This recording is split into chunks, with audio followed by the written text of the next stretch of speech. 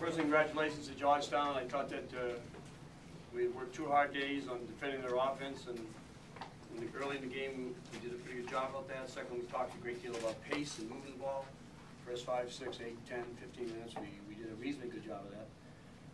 And then I thought 2 things happened. I thought we made some gambles, particularly a couple late, that caused us from down 4 or 5, whatever it was, late in the first half. 1 for a direct layup, and which there was no reason for. And so down at 10 at halftime, about the second half, kind of played even defensively, but then just couldn't score. And we got back to dribble the ball too much, and we actually, quite frankly, probably I'm happy with our defense than I was on Saturday against Notre Dame. I think the defense, generally speaking, was good, except we had people who felt down 9 with 12 to go, and the game's over, so they're going to gamble. Bang. You're not down 9 anymore, you're down 11. And so we didn't stay together defensively, and I think we can be a good defensive unit. But Andre finished shots around the rim first, Andre Drummond. I thought eventually came down to a test of, you know, you guys always take, in my opinion, Will Long. Their will to run with the 2 seniors, and they do a great job, and I give all the credit, because I remember Sims, the high school kid in Baltimore, so he really has improved as a player. He's a nice guy to throw in because he can do an awful lot with the ball. But it came down to different points. We come back to 6, and somebody went for a steal. So you know, we took a bad shot, and now we're down 10. And you can't keep running up the hill for only so long. And so thus we pick up our 4th straight loss. And should have lost all 4 of those games. I know the other ones were closer, but still, they weren't much different from this one, except in those games we seemed to. Georgetown maybe played a little bit better. I did think they played well. They were a very good team, a tough team to beat. But our defense, except for the gambles, was okay. Our offense was just started out great and then ended up very poor.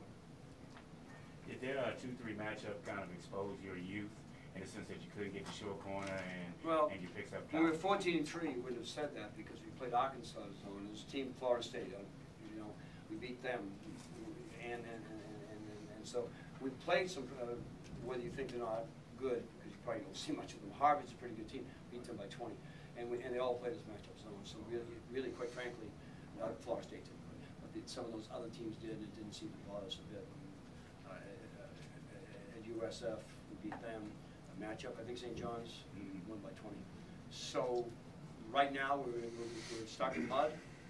Our wheels are spinning, particularly offensively, which is leading to some of the guys, and this is where you can, this is why I talked about Will. You always take it as a personal thing that people are quitting. And I'm not talking about you, some other people seem to want to feel that way. There's no one quitting, but you're allowing the situation, the fact the ball's not going into the hole, to take a chance. That's going to make everything up. No, it makes things a lot worse. We just stayed in playing defense. That was going to be probably a 42-42 game. But instead, we took the chances. They, give them all the credit, they stayed with their offense. They couldn't score early. They didn't score at all early. And so, but we gave in a little bit in the sense of taking chances. And that eventually cost us the basketball game. Until we stopped taking chances, I was hoping Ryan, I thought, started off really well, and he never took a good game after that. It's a lot to put on him maybe, but I still have a great deal of confidence in them.